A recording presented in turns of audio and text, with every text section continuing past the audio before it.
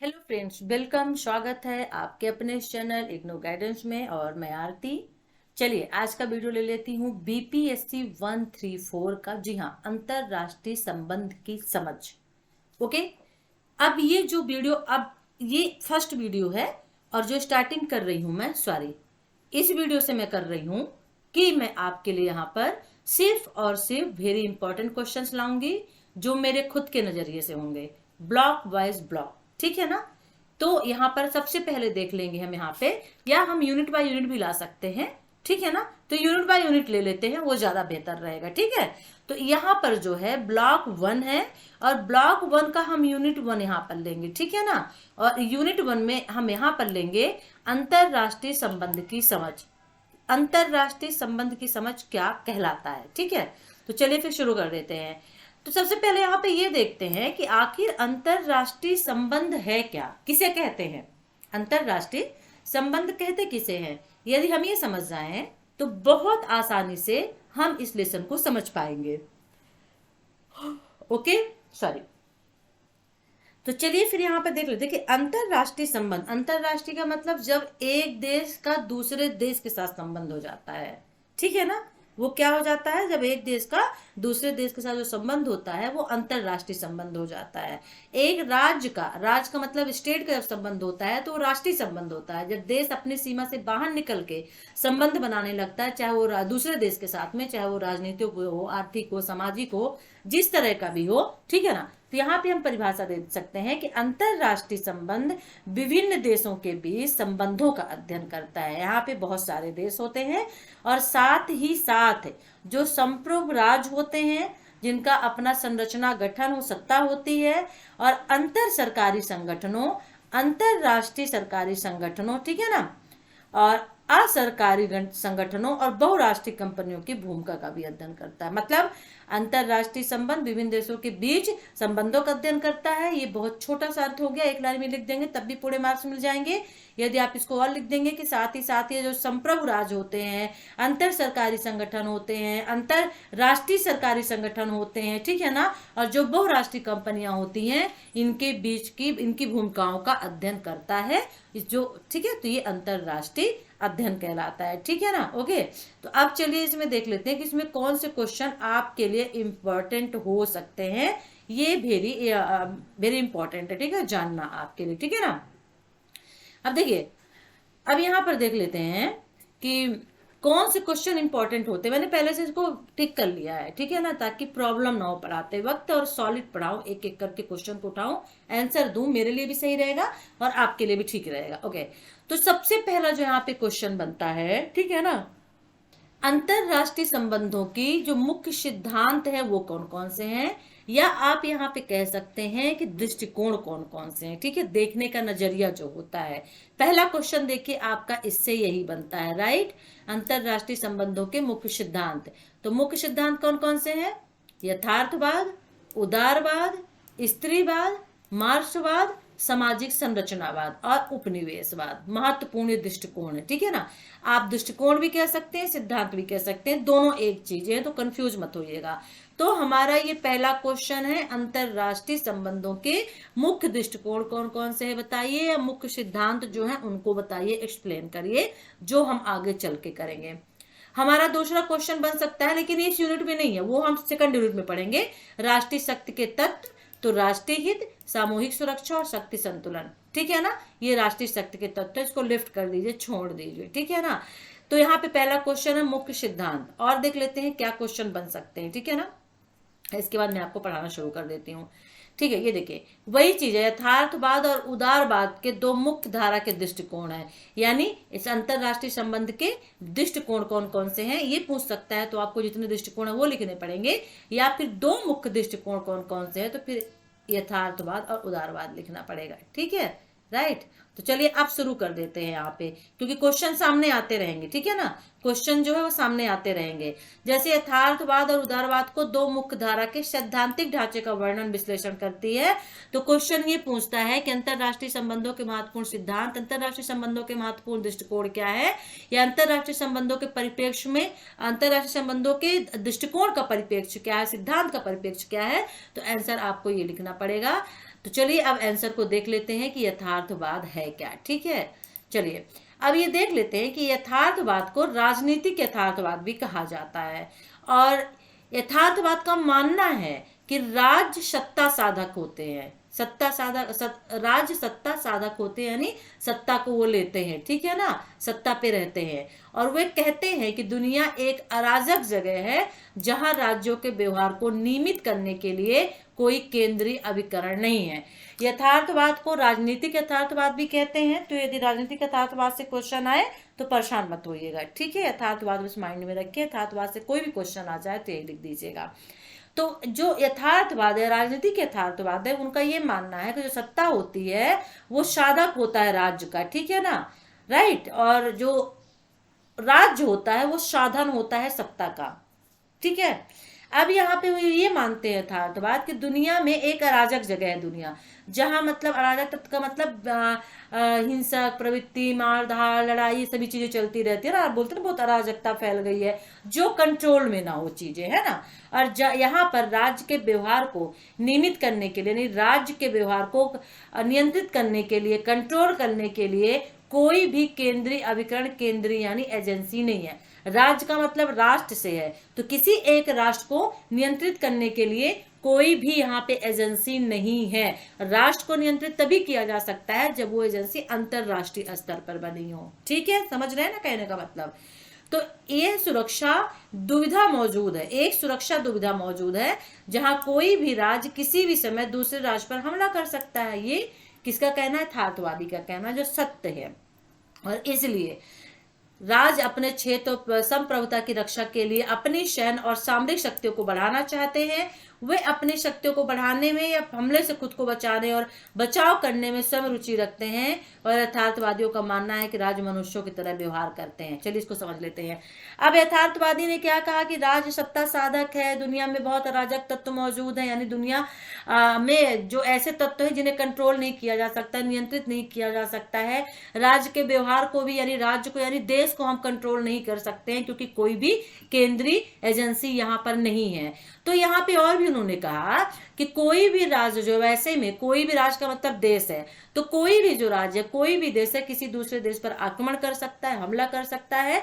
तो जब कोई देश दूसरे देश पर हमला करेगा तो वो देश अपने को बचाने के लिए क्या करेगा? सैनिक शक्ति और यहाँ पर परमाणु बम, यानी एक तरह से कह सकते हैं सामरिक शक्तियों का उपयोग करेगा, यानी उसको बढ़ाना चाहेगा, ताकि जो हमारा पड़ोसी देश है या दूसरा देश है वो हम पे हमला ना कर सके, ठीक है ना। तभी तो परमाणु हथियार जो है इसके आविष्कार किए जाते हैं। क्यों किए जाते हैं? इसी के लिए किए जाते हैं कि ताकि दूसरा देश जो है मुझसे डरे, ठीक है ना। तो क्या होता है यहाँ पे? अपनी सत्ता को, अपने क्षेत्र में शांति बनाए रखने के लिए, अपनी सत्ता को बचाए रखने के लिए अपनी वो सामरिक और सैन्य शक्ति को बढ़ाता है, ठीक है ना। और ये जो शक्तियां होती हैं, सैन्य शक्ति, सामरिक शक्तियां होती हैं, ये उसको हमले से खुद को बचाती है। कौन? राज्य को बचाती है, ठीक है ना। फिर उन्होंने ये भी कहा, मैं सिर्फ टॉपिक बाय टॉपिक बोल रही हूँ, ठीक है ना। यदि विशेषता पूछते तो आप यही टॉपिक में उठा के रख दीजिएगा, इसलिए मैं रुक रुक के टॉपिक में बता रही हूँ। फिर आगे उन्होंने ये भी कहा कि जो राज्य है वो मनुष्यों की तरह व्यवहार करता है। अच्छा, मनुष्यों की तरह क्यों व्यवहार करता है? क्योंकि एक आदमी का जीवन क्या होता है? वो एकांत में रहता है, गरीब है, बुरा है, क्रूर है, छोटा भी हो सकता है। हर तरह के इंसान होते हैं ना, गरीब, अमीर। तो मतलब यहाँ पर राज की तुलना जब की गई है तो एक गरीब, एकांत, बुरा, क्रूर और छोटे से की गई है। इसीलिए राज जो है आदमी की तरह अहंकारी हो जाता है। उसे अपने आप को बहुत, वो अपने आप को शक्तिशाली मानने लगता है ना। और अपनी सुरक्षा के हितों की देखभाल के लिए अन्य राज्यों के साथ हमेशा वो युद्ध लड़ता रहता है। युद्ध का रीजन क्या होता है? अपने सामरिक महत्व को बचाना, अपने क्षेत्रीय महत्व को बचाना, इसी कृत युद्ध लड़े जाते हैं ना। तो यही है कि राज्य भी आदमी की तरह अहंकारी हो गया है और अपनी सुरक्षा के लिए, देश अपनी सुरक्षा के लिए, अपने हित के लिए, अपनी भलाई के लिए वो क्या करता है? अन्य राज्यों के साथ हमेशा झड़पे और लड़ाई झगड़ा करता रहता है, संघर्ष करता रहता है। तो यथार्थवादी का मानना है कि राज्य शून्य योग संबंधों द्वारा निर्देशित होते हैं, जहां एक राज्य के पूर्ण लाभ से दूसरे राज्य का पूर्ण नुकसान होता है, शून्य जीरो होता है। एक राज्य दूसरे राज्य पे अगर आक्रमण करता है, झगड़ा करेगा, लड़ाई करेगा, तो जो राज्य करेगा उसका तो शायद लाभ हो सकता है अगर उसने सामने वाले को हरा दिया, लेकिन जिसको हरा दिया, जो पराजय जिसको मिली, तो उसका तो नुकसान वहां पे हुआ ना, आर्थिक, सामाजिक, राजनीतिक सभी तरफ से हुआ, है ना। तो यही होता है। तो ये यथार्थवादी की धारणा है, ठीक है ना। इतना भी आप लिख देंगे यथार्थवादी में तो बहुत अच्छे नंबर इसको आप लिख सकते हो। जब आप एक्सप्लेन करके लिखेंगे और अच्छे नंबर आप ला सकते हैं, ठीक है ना। ओके, अब जैसे यहाँ पे एक शास्त्रीय यथार्थवाद है। शास्त्रीय यथार्थवाद जो है वो क्या कहता है? तो शास्त्रीय यथार्थवाद कहता है कि वे मनुष्य की निराशावादी तस्वीर पेश करते हैं और मनुष्य का स्वभाव ईर्ष्या, जलन, अहंकार, लालच, भय, संघर्ष होता है। इन्हीं से तो मनुष्य बना हुआ ना, मनुष्य के अंदर इतनी चीजें पाई जाती हैं। और वही राज्य का भी स्वभाव है। राज्य में भी ईर्ष्या, जलन, अहंकार, लालच, भय, संघर्ष होता है। राष्ट्र में कैसे होता है?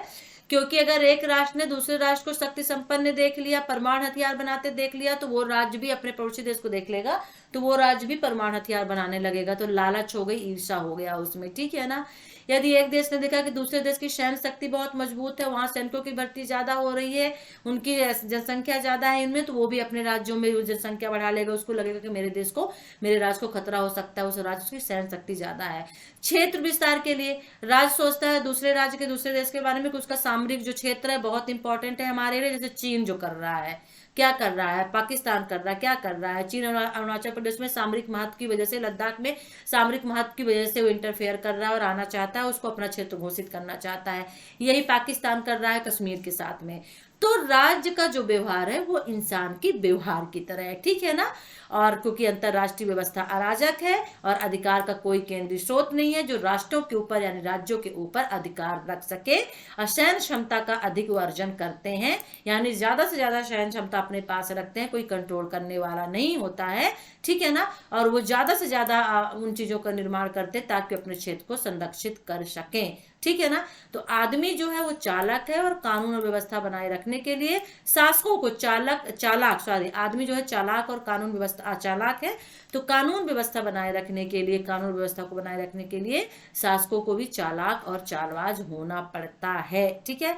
होम्स जो कहते हैं, होम्स जो राइटर है वो कहते हैं कि मनुष्य की निराशावादी तस्वीर देते हैं और तर्क देते हैं कि कानून और व्यवस्था बनाए रखने और जीवन की रक्षा के लिए एक मजबूत और शक्तिशाली राष्ट्र की आवश्यकता है। देखिए इसमें मैंने दो चीजें आपके ले ली, एक यथार्थवाद को भी मैंने ले लिया, बता दिया, और थोड़ा सा शास्त्रीय यथार्थवाद को भी मैंने ले लिया, ठीक है ना, राइट। यथार्थ ठीक है, अब आगे बढ़ लेते हैं, ठीक है। यथार्थवाद हमारा फिनिश्ड हो गया। अब यथार्थवाद में हम कुछ भी नहीं लेंगे क्योंकि वही राजनीतिक यथार्थवाद कहलाता है। तो राजनीतिक यथार्थवाद, यथार्थवाद के सिद्धांत क्या है, हालांकि इसको मैंने पहले बताया था। अगर यथार्थवाद ले रहे हैं तो चलिए इसको देख लेते हैं।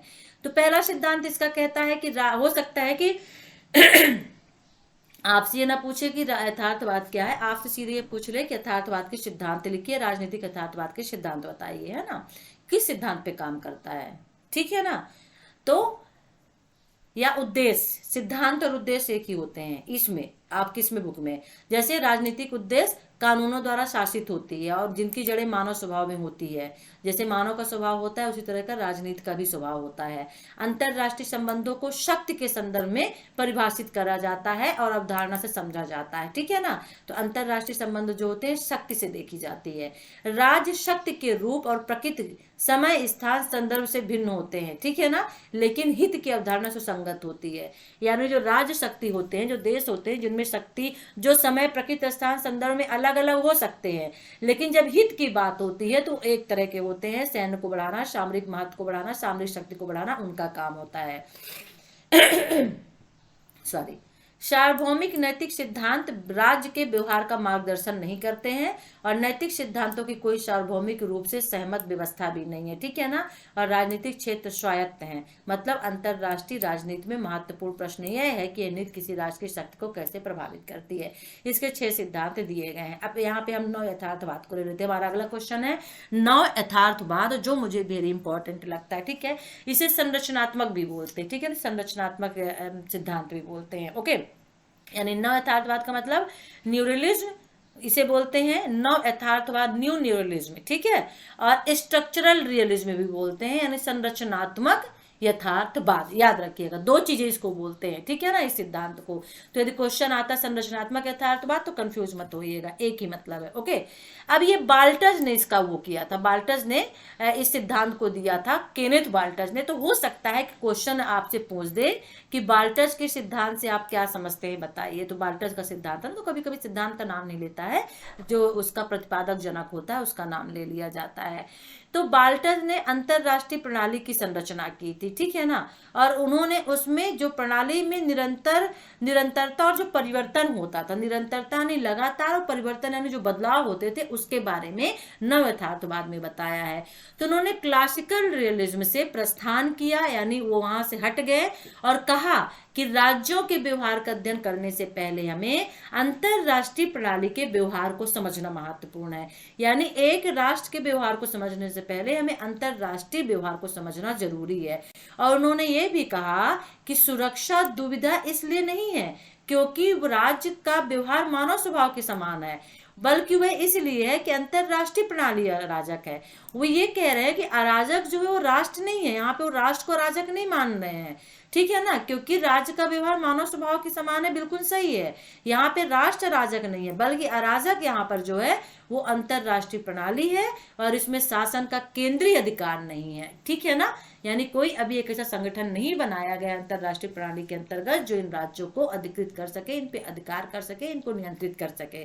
तो अराजक अंतरराष्ट्रीय प्रणाली राज्यों में भय और असुरक्षा पैदा करती है। जब अंतरराष्ट्रीय प्रणाली अराजक हो जाती है, खुद ही अंतरराष्ट्रीय प्रणाली का मतलब होता है कि जब एक देश दूसरे देश के साथ में लड़ने लगते हैं, झगड़ा करने लगते हैं, युद्ध करने लगते हैं, तो यहाँ पे भय और सुरक्षा पैदा हो जाती है जो उन्हें अपनी सुरक्षा और शक्ति को अधिकतम करने और शून्य योग तरीके से कार्य करने के लिए मजबूर करती है। तो कोई भी देश अगर किसी दूसरे देश के साथ में झगड़ा लड़ाई होता है या किसी 2 देश का आपस में झगड़ा हो रहा है तो तीसरा देश भी चिंतित हो जाता है कि भाई ये दोनों पड़ोसी देश है, रूस और यूक्रेन, अलग हुए 2 देश हैं, जैसे हमारा भारत, पाकिस्तान, बांग्लादेश, ये सभी चीजें हैं।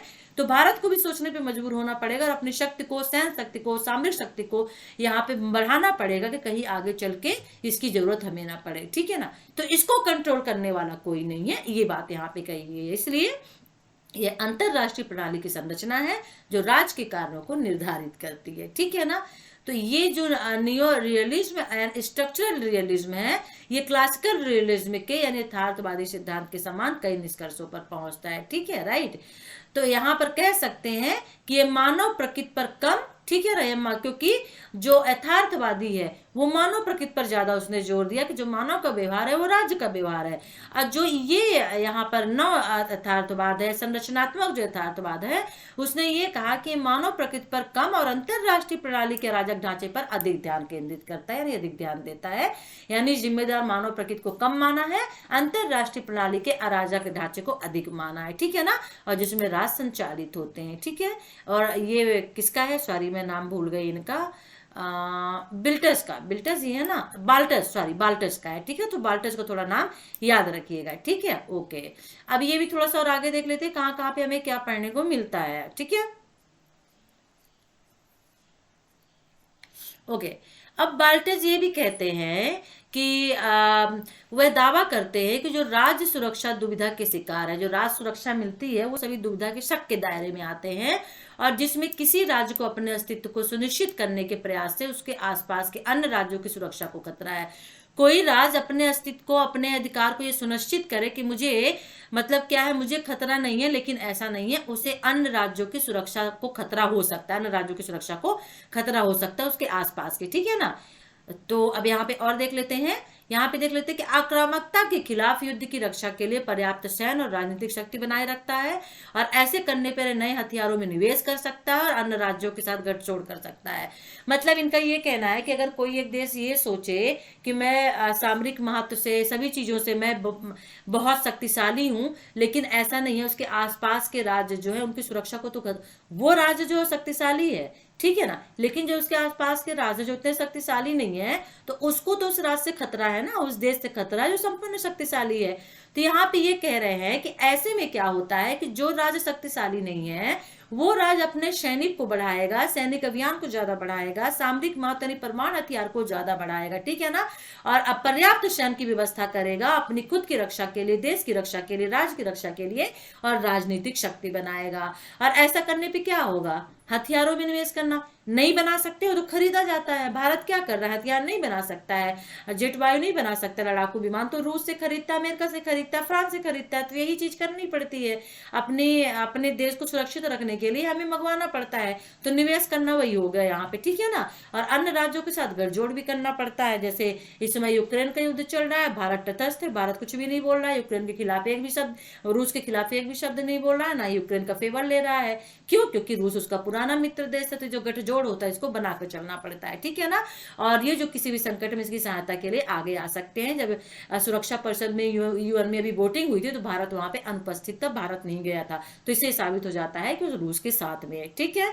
तो ये होता है। अभी एक और चीज है कि आत्मरक्षा की दिशा में ये कदम जो है पड़ोसी राज्यों को धमकी देते हैं, ठीक है ना, उन्हें अपने स्वयं के सैन्य निर्माण और गठबंधन बनाने की प्रतिज्ञा करने के लिए मजबूर कर देते कि भाई हम आपके राज्य को, जैसे कि रूस कर रहा है यूक्रेन के साथ में, कि आप हमारे साथ शामिल हो जाओ, हमसे एक संधि करो, हमसे एक समझौता करो, और हम जो कहें आप वो करो, ठीक है ना। तो यहाँ पर कह सकते हैं कि एक राज्य अपने अस्तित्व को सुरक्षित रखने के लिए, अपने अस्तित्व को बचाने के प्रयासों में अन्य राज्यों को कम सुरक्षित बना देता है, ठीक है, और जिससे वह उसे अपने स्वयं की सहायता रणनीतियों के जवाब देने के लिए मजबूर होना पड़ता है।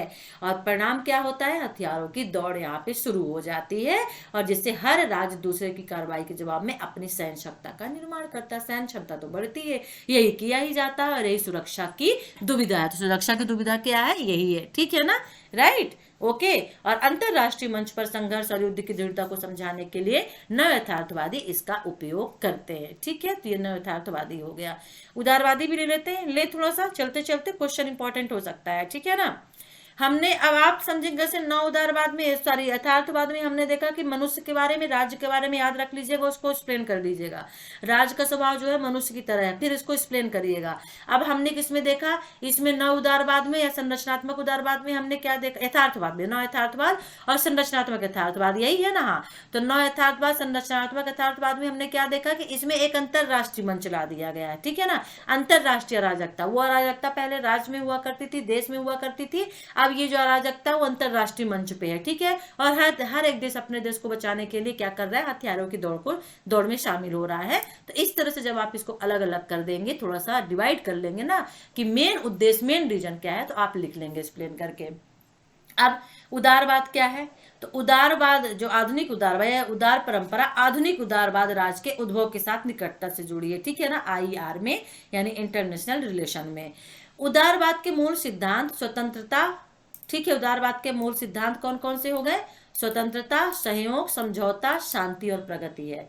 उदारवाद के सिद्धांत आएगा तो यही लिखना होगा, स्वतंत्रता, फ्रीडम चाहिए, सहयोग चाहिए, हेल्प चाहिए, समझौता यहाँ पे करना है, कंप्रोमाइज करना होगा आपको, और शांति और प्रगति चाहिए।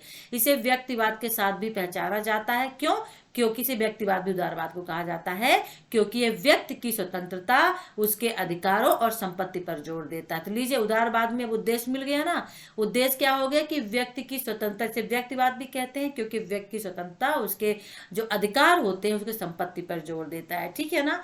यह संघर्ष और युद्ध को क्या करता है, नियंत्रित करता है। उदारवाद की विशेषताएं, तो एक यहाँ पे हो गया कि इसमें जो है स्वतंत्रता, सहयोग, समझौता, शांति और प्रगति इसके अंतर्गत मिलते हैं। दूसरा यहाँ पे कह सकते हैं कि इसको दूसरे नाम व्यक्तिवाद के नाम से जाना जाता है।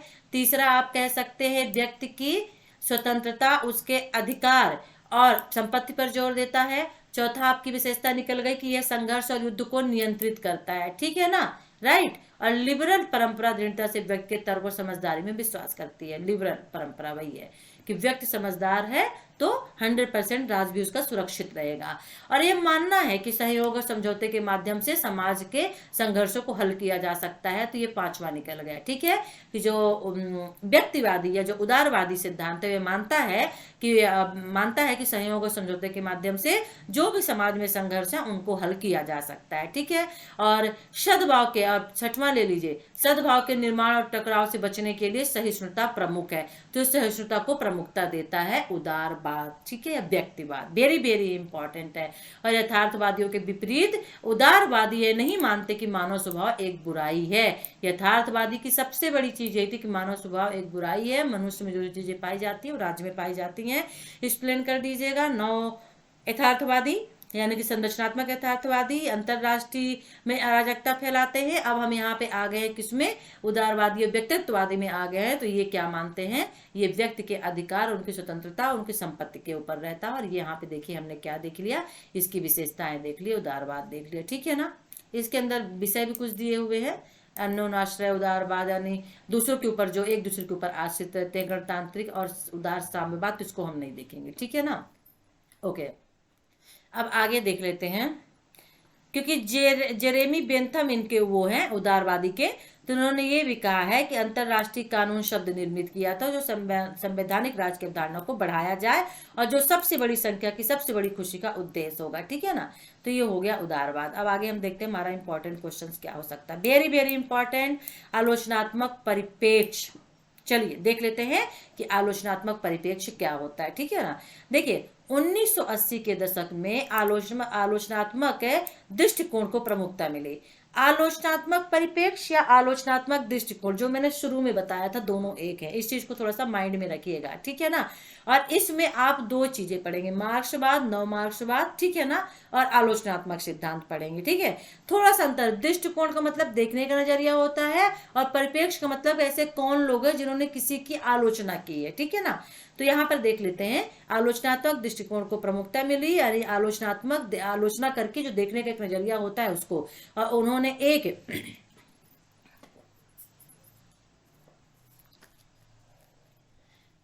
एक उत्तर वस्तुनिष्ठवादी दृष्टिकोण अपनाया जो सिद्धांत को व्यवहार से जोड़ता है, ठीक है, जो वैश्विक स्तर को यानी एक विश्व के स्तर को मानदंड और मूल्यों को चुनौती देता है और जो असमानताएं होती हैं, अन्याय होता है, असंतुलन होता है, उसको उजागर करता है, ठीक है ना, राइट। तो चलिए यहाँ पर देख लेते हैं प्रमुख आलोचनात्मक जो दृष्टिकोण है। तो पहला मार्क्सवाद का ले लेते हैं, मार्क्सवाद, नव मार्क्सवाद और आलोचनात्मक सिद्धांत, ठीक है ना, राइट। क्योंकि इसमें क्वेश्चन सिंपल भी आपसे पूछ सकता है, मार्क्सवाद आलोचनात्मक परिप्रेक्ष्य से आप क्या समझते हैं, ठीक है ना। तो यहाँ पे देख लेते हैं इसको। देखिए मार्क्सवाद को यथार्थवाद और उदारवाद के मुख्य धारा के सिद्धांत का मूलभूत विकल्प माना जाता है इन दोनों के बीच का, ठीक है ना।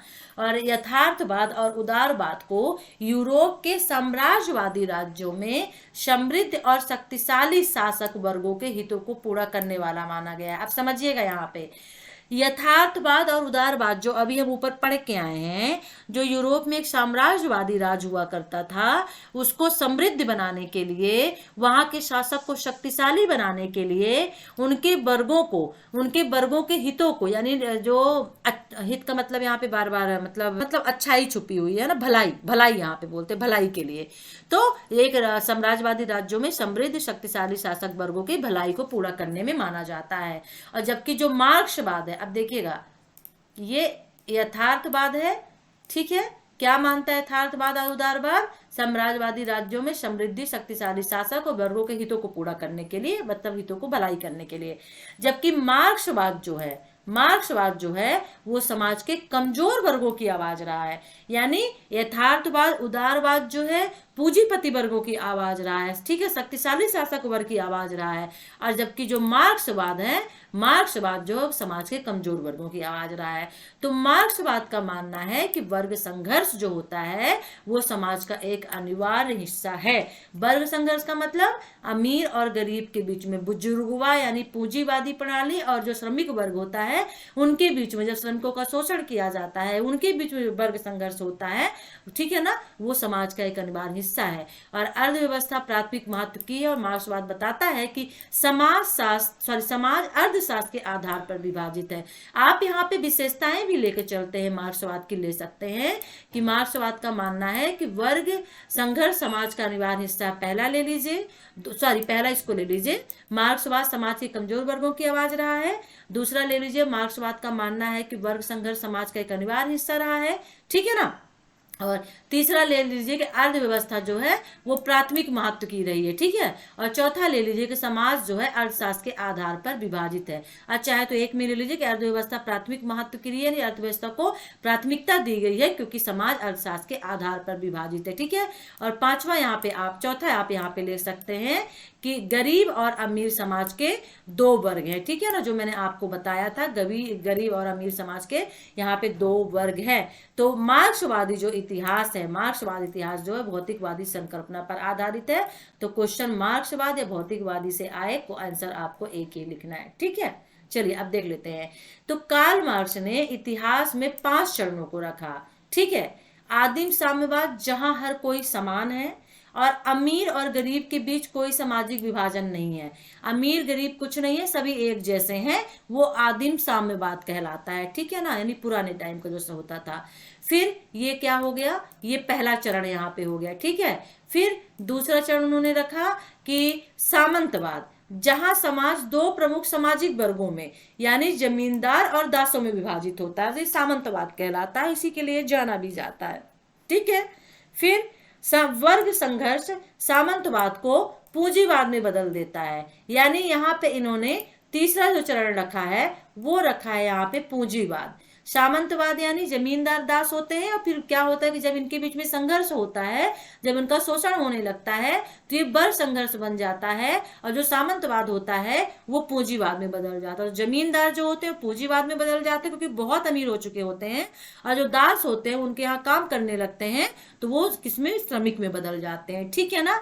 लेकिन उत्पादन के पूंजीवादों के तरीके में विभाजन अभी भी सर्वहारा वर्ग यानी मजदूर वर्ग और पूंजीपति वर्ग के बीच कायम होता है, ठीक है ना। तो मार्क्स जो है मजदूर वर्ग की क्रांति के लिए बुजुर्गा वर्ग को हटाने और पूंजीवाद को उखाड़ फेंकने के लिए समाजवादी समाज का आह्वान करते हैं। इसके संस्थापक ही हैं समाजवादी के मार्क्स, ठीक है। और समाजवादी समाज में संसाधनों को उनके काम के अनुसार वितरित किया जाए और सामाजिक न्याय स्थापित किया जाए, ये मार्क्सवाद का कहना है। क्योंकि समाजवाद एक अस्थायी अवस्था है और जल्द ही ये वर्गहीन साम्यवाद का मार्ग खोलेगा, जहां संसाधनों का वितरण जरूरत के हिसाब से होगा, जिसको जितनी जरूरत होगी वो उतना रखेगा। ऐसा नहीं है कि जो पूंजीपति है वो सब कुछ अपने पास रख लेते हैं पूंजी वर्ग, और उनके पास श्रमिक वर्ग जो होता है उनके पास कुछ बचता ही नहीं है। तो कार्ल मार्क्स का यही मानना था कि ऐतिहासिक प्रक्रिया को द्वंद्वात्मक प्रक्रिया के माध्यम से आगे बढ़ाया जाता है। ऐतिहासिक प्रक्रिया को द्वंद्वात्मक प्रक्रिया के माध्यम से आगे बढ़ाया जाता है। तो ये हमारा हो गया मार्क्सवाद या नव मार्क्स, ठीक है ना, इसका आलोचनात्मक। अब यहाँ पे देख लेते हैं, ठीक है ना। अब देखिए जो नव मार्क्सवाद होता है वो वैश्विक गरीबी और असमानता की व्याख्या करता है। किसका करता है नव मार्क्सवाद, यानी मार्क्सवाद जो वैश्विक गरीबी होती है या जो असमानता देखने में आती है, पूंजीवाद, गरीब वर्ग, ये सभी चीजें अमीर गरीब में, इसकी व्याख्या करता है। और मार्क्सवाद को 1970 के दशक में पुनर्जीवित किया गया और इसे नव मार्क्सवाद संरचनात्मक दृष्टिकोण या नव उन्मूलनवादी दृष्टिकोण कहा गया। तो 1970 में मार्क्सवाद को पुनर्जीवन एक मिला और उसका नया नाम पड़ गया नव मार्क्सवाद और संरचनात्मक दृष्टिकोण या नव उन्मूलनवादी दृष्टिकोण। इसके 3 नाम यहाँ पर है, नव मार्क्सवाद, संरचनात्मक दृष्टिकोण या नव उन्मूलन दृष्टिकोण। किसका, मार्क्सवाद का 1970 के बाद। क्वेश्चन आता है मार्क्सवाद को 1970 के बाद कैसे उदय हुआ या कैसे आगे ये बढ़ा, तो फिर 1970 मार्क्सवाद यदि आता है तो फिर आपको यही लिखना पड़ेगा, क्योंकि इसके यहाँ पे 3 नाम दिए गए हैं और उनका जो लक्ष्य था वैश्विक गरीबी और असमानता की व्याख्या करना था, ठीक है ना। और ये मानते थे कि दुनिया को 3 क्षेत्रों में विभाजित किया गया है, एक कोर में, एक परिधि में और एक अर्ध परिधि में। इसलिए थोड़ा सा नव मार्क्सवाद भी इंपॉर्टेंट हो सकता है आपके लिए। अब कोर का मतलब क्या हुआ, कोर देश उत्तर में स्थित, ये देश है, दुनिया के 3 क्षेत्र, एक कोर, एक परिधि और एक अर्ध परिधि। कोर यानी उत्तर में स्थित है तो उत्तर के देश हो गए, ठीक है। पश्चिम पूंजीवादी अवस्था से निर्मित है और उनके पास पूंजी का बड़ा संचय था, ठीक है ना। उच्च तकनीकी जानकारी है, उच्च कुशल श्रमिक है और उच्च मजदूरी और अधिक से अधिक निवेश है। यानी जो पूंजीवाद राज्य होते हैं, जो शक्तिशाली राज्य होते हैं, उनकी बात यहाँ पे की जा रही है, ठीक है ना। बहुत ज्यादा उनके पास पैसा है, उनके पास टेक्नोलॉजी बहुत ज्यादा है और यहाँ पे काम भी जो है टेक्नीशियन यहाँ पे करते हैं और मजदूरी भी, यानी उनको बहुत ज्यादा सैलरी तनख्वाहें दी जाती है। ये कोर यानी देश उत्तर हो गए, ठीक है।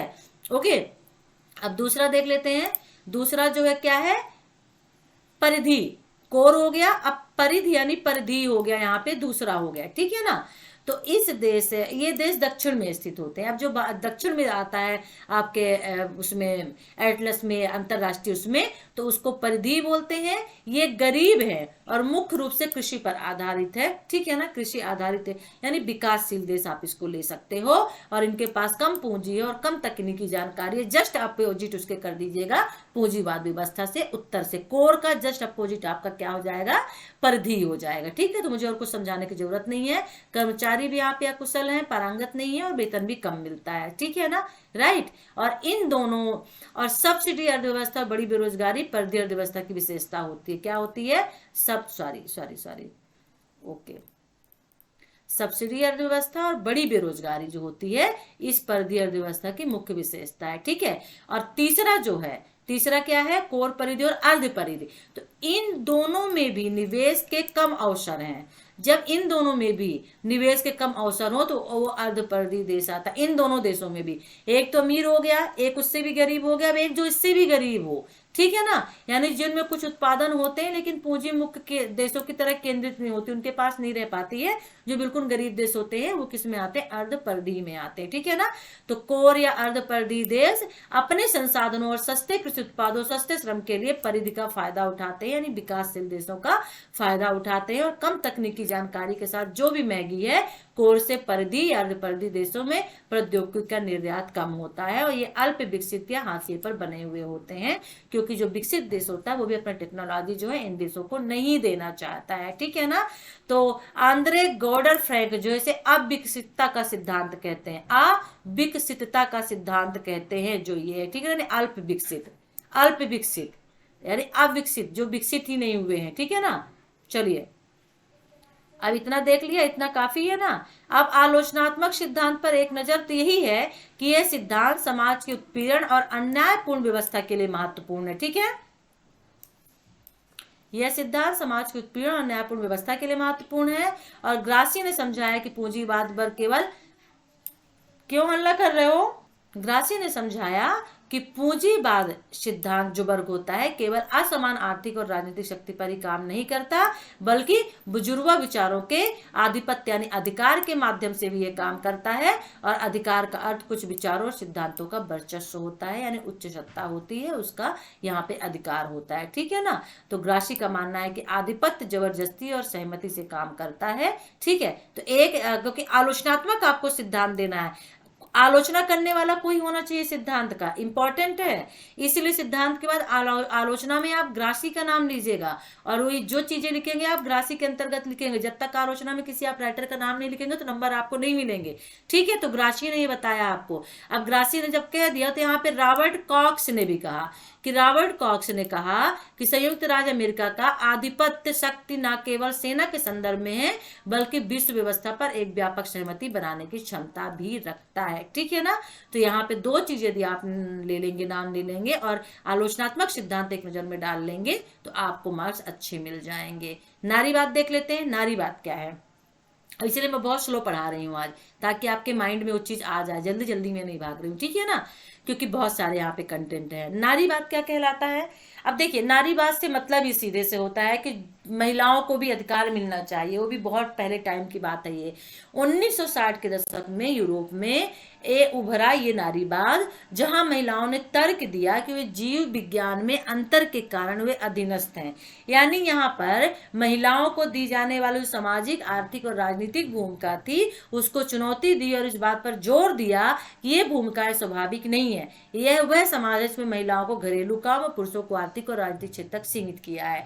तो नारीवाद जो नारी के समर्थक में थे, महिलाओं के समर्थक में थे, तो उन्होंने ये कहा कि यहाँ पर जो महिलाएं हैं उनको भी अधिकार यहाँ पे मिलना चाहिए, ना कि उनको सिर्फ सामाजिक, आर्थिक और राजनीतिक यानी कि सामाजिक का मतलब समाज में अपने का स्थान बनाए, जॉब वगैरह करे, नौकरी वगैरह करे, आर्थिक स्थिति भी अपनी वो मजबूत कर सकती है, सब कुछ करके राजनीति यानी पॉलिटिक्स वगैरह में भी वो आ सकती हैं। तो यहाँ पे चुनौती दी गई, और यह समाज है, यह वह समाज उसमें महिलाओं को घरेलू काम के लिए जाना जाता है और पुरुषों को माना जाता है कि वो आर्थिक और राजनीतिक काम करते हैं। तो महिलाओं का जो क्षेत्र है वो घरेलू क्षेत्र कर दिया और पुरुषों का क्षेत्र आर्थिक और राजनीतिक क्षेत्र कर दिया।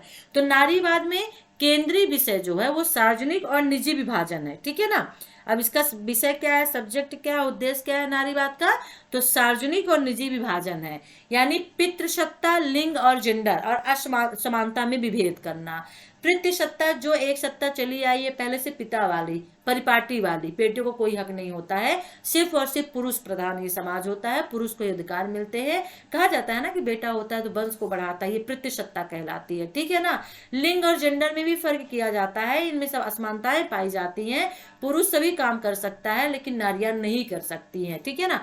तो नारीवादियों ने समझाया कि कृत्रिम अप्राकृतिक लोक और निजी विभाजन है, जहां केवल लोक केवल पुरुषों तक सीमित है, यानी कि राजनीतिक, आर्थिक, सामाजिक क्षेत्र में यदि आप देखें तो सिर्फ पुरुषों का वर्चस्व है, नारियों का यहाँ पे नहीं है। और जो महिलाएं हैं, जो नारी हैं, वो निजी क्षेत्र पर ध्यान रखती हैं, निजी का मतलब अपने घरेलू क्षेत्र पर ध्यान रखती हैं। राजनीतिक दल और सरकारें जैसे राजनीतिक लोग जीवन के दायरे में आती हैं, और पुरुषों का वर्चस्व जो है वो नारीवादी जोर देकर कहते हैं कि निजी जीवन जैसे परिवार और रिश्ते भी राजनीतिक क्षेत्र का हिस्सा है। तो यदि परिवार, निजी जीवन, परिवार और रिश्ते जो होते हैं वहां तक यदि औरतें शामिल हैं, सिर्फ वो क्षेत्र उनका है, तो ये राजनीतिक क्षेत्र का भी हिस्सा है, राजनीति में भी चीजें होती है, ठीक है ना। तो सभी व्यक्तिगत राजनीतिक है। नारीवादियों ने लोक और निजी क्षेत्रों को तोड़ने के लिए कहा, और ताकि राज्य को जिम्मेदारियां हस्तांतरित हो और महिलाओं और सहायता कार्यक्रमों के लिए उदार कल्याण का प्रावधान हो। नारीवादी का मतलब क्या है? नारीवादी का मतलब है कि एक ऐसा संगठन, एक ऐसा समूह बना जिसमें ऐसे लोग आए जिनके विचार थे कि राजनीतिक, आर्थिक, सामाजिक रूप से महिला को भी आगे आना चाहिए, महिला को भी आगे बढ़ना चाहिए। पुरुष प्रधान देश नहीं होगा, पुरुष प्रधान पितृसत्ता देश नहीं होगा, पुरुष को सिर्फ आगे बढ़ने का अधिकार नहीं होगा, यहाँ पे औरतों को भी देना चाहिए। और ये अधिकार, जो ये थॉट, ये विचार जिन लोगों के थे, उन लोगों ने एक संगठन बनाया जिसका नाम पड़ा उसका नारीवाद, ठीक है। ओके। तो जो बेड़ियां उनके पैरों में डाली गई थी, नारियां उनको तोड़े और आगे आए, और सत्ता का हस्तांतरण यानी अभी तक पुरुष के पास थी, महिलाओं के पास भी आना चाहिए। तो नारीवादियों ने समाज के पितृसत्तात्मक स्वरूप पर भी हमला कर दिया, जो परिवार के पुरुष प्रमुख को महिलाओं के लिए निर्णय लेने की अनुमति देता है और स्त्री की अपनी पसंद नहीं हो सकती। यानी नारीवादियों ने जो पितृसत्तात्मक स्वरूप था, पितृसत्तात्मक स्वरूप का मतलब पुरुष जो होता था वो प्रमुख होता था, ठीक है ना। और महिलाओं के निर्णय लेने के, यानी महिला क्या करेगी, कहाँ रहेगी, ये सभी निर्णय पुरुष लिया करते थे। महिलाओं को खुद भी निर्णय लेने का, अपने बारे में भी तक में सोचने का अधिकार नहीं होता था। ये पितृसत्तात्मक कह रहा था। कोई आप मूवी वगैरह देखते हैं, सीरियल देखते हैं, जिसमें पुरुष प्रधान समाज होता है और महिलाएं सिर्फ और सिर्फ चूल्हे चौके तक सीमित होती हैं। तो इसके खिलाफ जिन लोगों ने आवाज उठाई वो नारीवाद है, ठीक है ना। तो स्त्री की अपनी पसंद नहीं हो सकती, पुरुषों का मानना था। नारीवादियों ने लिंग और जेंडर वर्गीकरण के बारे में विस्तार से बताया। लिंग एक पुरुष और महिला के बीच जैविक अंतर है जो जन्म से ही उसको मिलता है, ठीक है ना। और जबकि जेंडर जो होता है, यानी जेंडर का मतलब आप इसे क्या बोलते हैं, सॉरी एक तरह से भेदभाव के अंतर्गत आता है, जिसे हम बोल सकते हैं जेंडर एक सामाजिक निर्माण है, यानी समानता और असमानता, ठीक है। तो जो जेंडर है वो सामाजिक निर्माण है, यानी समाज के द्वारा बनाया गया है। हालांकि जेंडर और लिंग में फर्क नहीं होता है, दोनों सेम ही माने जाते हैं, लेकिन लिंग को एक तरह से हम इस तरह से डिवाइड कर सकते हैं कि पुरुष और महिला, पुरुष स्त्रीलिंग पुल्लिंग के रूप में, ठीक है ना, कि अगर वो पुरुष है वो महिला है, सिर्फ दो चीजें होती हैं। लेकिन जो जेंडर होता है वो समाज के द्वारा बनाया गया है, जो समानता और असमानता में विभाजित होता है, यानी समाज द्वारा एक पुरुष और एक महिला की भूमिका को परिभाषित करता है, ठीक है ना। तो ऐसे नारीवाद मतलब पुरुष ये काम कर सकते हैं, महिला ये काम नहीं कर सकती है, पुरुष बाहर जॉब कर सकते हैं, महिलाएं नहीं कर सकती हैं, ये जेंडर कहलाता। पक्षपात महिला के साथ, है ना। तो ऐसे नारीवादी जो कहते हैं कि महिलाओं को अपना भेद बनाने की आवश्यकता है, वे इस बात पर जोर देते हैं कि महिलाओं को पुरुष पहचान की आवश्यकता नहीं है, बल्कि वे अस्तित्व का आनंद ले सकती हैं और देखभाल, सुरक्षात्मक और बच्चे पैदा करके अपने विभिन्न लक्षणों का जश्न मना सकती हैं।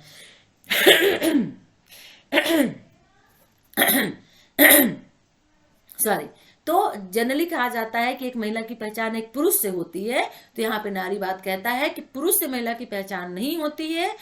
जो लोग ये कहते हैं कि महिला का काम क्या होता है कि घर बार की देखभाल करो, खाना बनाओ, बच्चे पैदा करो, ऐसा नहीं है। वो अपने और कामों को कर करके अपने जश्न को यानी अपनी खुशी को मना सकती है, ठीक है ना। तो ये हुआ क्या, नारीवाद, ठीक है। अच्छा, अंतरराष्ट्रीय संबंध में नारीवाद क्या, उसे देख लीजिए। नारीवाद हो गया, उत्तर संरचना। अब इसमें एक देख लेते हैं हरित राजनीति।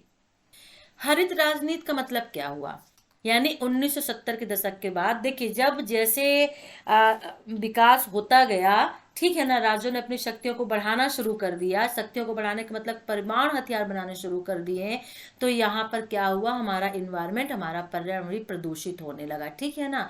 तो 1970 के दशक के बाद से पर्यावरणीय नीतिगत बहस में पर्यावरण एक महत्वपूर्ण कारक बन गया। अब जनरली लोग जो बहस बात करते हैं, संवाद करते हैं, वो पर्यावरण के ऊपर होती है। पर्यावरण क्यों इतना ज्यादा वो हुआ, सबसे पहली बात कि बेकाबू आबादी यानी पॉपुलेशन का ज्यादा होना, जनसंख्या का ज्यादा होना, और निरंतर विकास है। हर एक देश को देखो विकास में, डेवलपमेंट में लगा। पेड़ पौधों को काट के कृषि कारखाने बनाए जा रहे हैं, वो औद्योगिक कारखाने बनाए जा रहे हैं, पावर प्लांट बनाए जा रहे हैं, ठीक है ना। ये सब चीजें क्या हो रही, बांध बनाए जा रहे हैं पेड़ों को काट काट करके। तो ये निरंतर विकास हुआ, तो इसके जो खतरे हैं पर्यावरण पर, उनका प्रभाव पड़ने लगा। तो 1990 के दशक में जलवायु परिवर्तन जो था एक मेन मुद्दा था, और जो लोगों को अपनी ओर आकर्षित किया, ठीक है ना। तो हरित राजनीति, इसको हरित राजनीति इसलिए कहते हैं कि राजनीति का काम है, अंतरराष्ट्रीय मुद्दा है ये, और सभी देश एक साथ मिलकर एक संगठन भी बना हुआ है, उसमें लोग मिलते हैं, देश के लोग रहते हैं और आपस में बात करते हैं, ठीक है ना, क्या किया जाए कि पर्यावरण जो है उसको कम किया जा सकता है, ठीक है ना।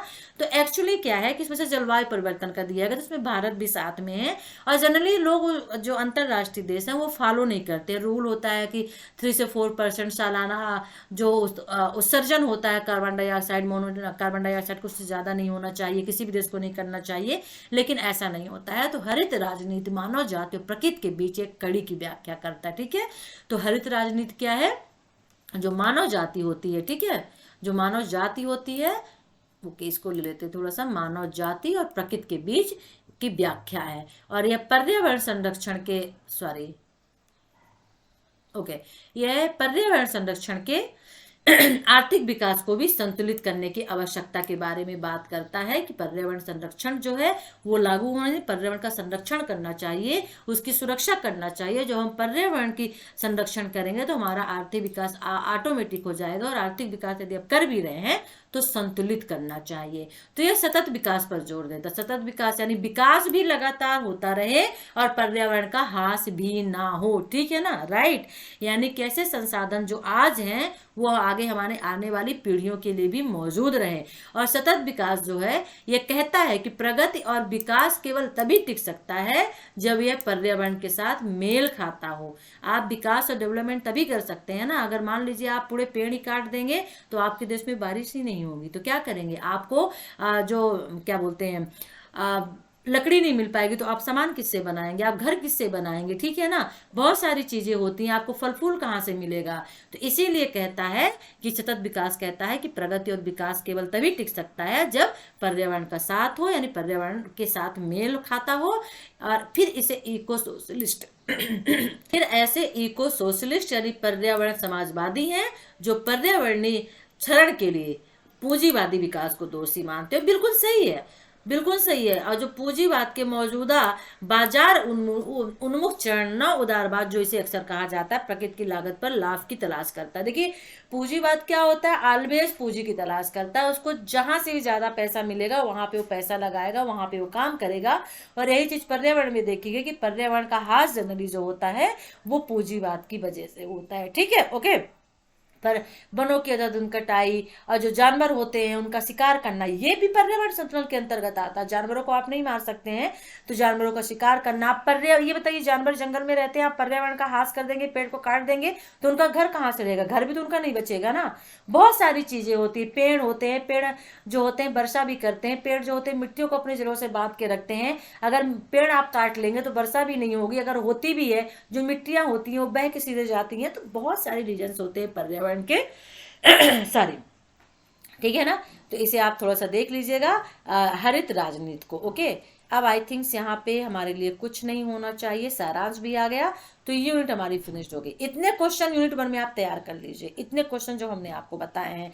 अब आगे चलकर और भी बहुत कम क्वेश्चन होते जाएंगे, बहुत कम होते जाएंगे। तो नेक्स्ट में हम ले लेंगे मूलभूत संकल्पनाएं, राष्ट्रीय शक्ति, राष्ट्रीय हित, शक्ति संतुलन। एक तरह से इसको आप गेस्ट पेपर मान के चलिएगा, ठीक है ना, कि गेस्ट पेपर ही है। आपके जो असाइनमेंट है, असाइनमेंट के जो क्वेश्चंस हैं, आपके ओल्ड क्वेश्चन पेपर जो है उनसे मिला जुला एक मैंने इंपॉर्टेंट, वेरी इंपॉर्टेंट क्वेश्चंस बना दिया है, ठीक है। तो चलिए फिर वीडियो को लाइक कर दीजिए, शेयर कर दीजिए, चैनल को सब्सक्राइब कर लीजिए नहीं किया है। नेक्स्ट वीडियो में हम यूनिट सेकंड ले लेंगे। Take care, bye.